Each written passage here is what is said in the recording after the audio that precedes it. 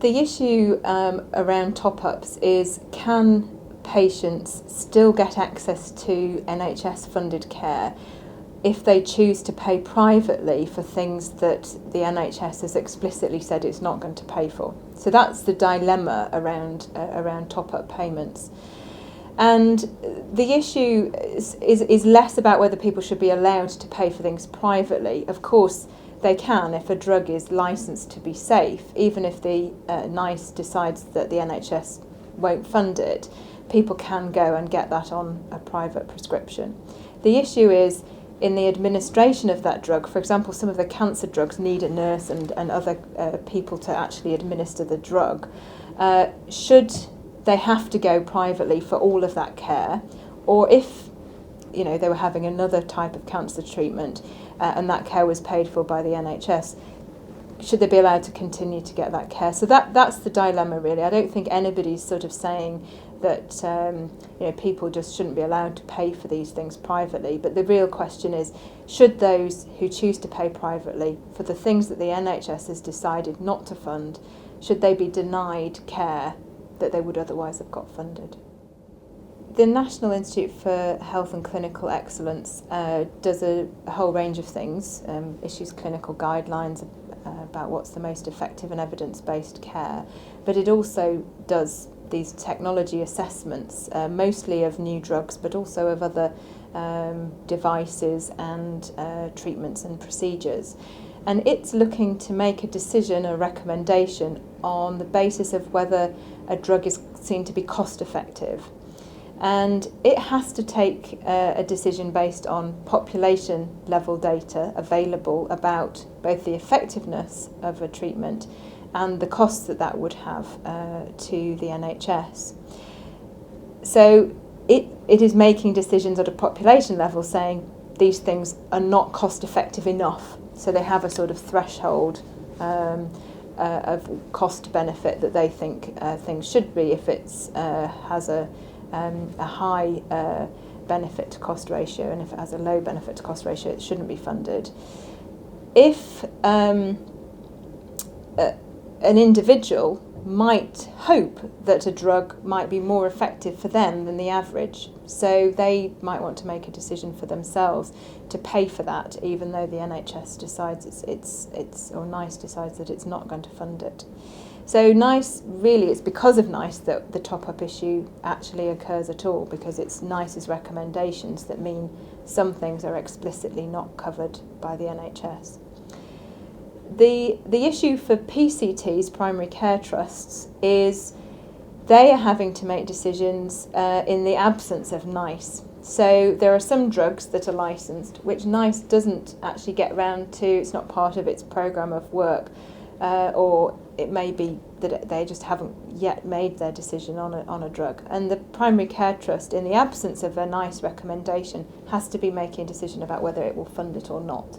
And at the moment, different PCTs reach different decisions, and so you have people in different parts of the country who face the prospect of paying a top-up that somebody in another part of the country might not. So there are two aspects: the national one, where NICE are making decisions and are refusing to pay, and then local ones, where in the absence of a NICE decision, PCTs are having to make local decisions. So the King's Fund will be putting our views to Mike Richards and the review team, and having had a long and quite difficult debate about the various pros and cons of either banning top-ups and making clear a position where these would not be allowed versus a position of allowing top-ups. We've come to a view that in certain circumstances we do think that patients should be allowed to pay for non-NICE approved drugs and treatments, but still be allowed to have access to the rest of their NHS funded care. We don't think it is a sustainable position to deny people that. However, there are clearly certain things that would need to be clarified for patients and the public and for the NHS about how that would be implemented in practice, and the government needs to be clear before implementing such a policy about the implications for the NHS and for patients and the public. If the government does take the difficult decision to allow people to top up their care, I think there are going to be quite a number of key issues that they're going to have to address. Firstly, in what circumstances can people top up? Is it only drugs, or will it also apply to the sorts of devices and treatments that NICE has decided will not be funded? Will their top-ups be allowed for things that NICE has not yet reached a decision on? I think, in our view, it should be very clearly limited to those things that NICE has explicitly said it won't fund. And that is one way that the government could limit the scope of top-ups. The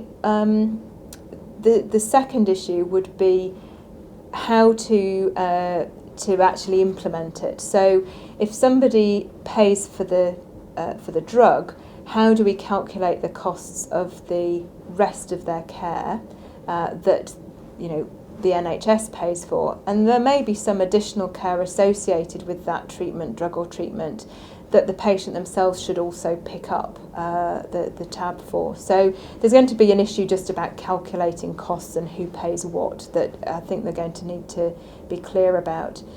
I think they're going to have to be very clear with patients and the public about the sorts of costs they might face. So I think they're going to need to make sure that patients, at the point they're making these decisions, are really clear about, well, if you survive longer than the average person, there's a potential you might face this level of financial costs and the implications for you, your family, and so on.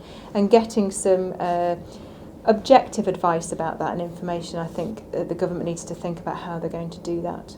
So those would be a couple of issues. The government, as part of the review, will have been looking at how other countries are handling some of the same dilemmas around expensive new drugs and treatments, and how those are funded, and what happens when either the government, in the case where healthcare is funded by government, or public insurance funds in countries that have social health insurance, decide not to pay for these things. And obviously the processes for making the decisions may be slightly different from NICE, but other countries have something similar to NICE, often giving impartial advice about the cost effectiveness of different drugs and procedures. And I think it will be important for them to understand how that works in other countries and to learn lessons from that. But unfortunately, the evidence is very weak, and there's also not much evidence for the government really to assess the likely impact here in the NHS. We know very little about how many people might be affected even in the next 5 years, because we don't know what decisions NICE will reach, how many drugs and treatments it's likely to assess, how many of those it's going to recommend are not funded. It's very hard to know the impact on the NHS in terms of the numbers of people who might exercise, take a top-up. So I think there's a real paucity of information and evidence, and that's partly why it's been very difficult, not only for the government but for organisations like the King's Fund to reach a view on what is the best way forward.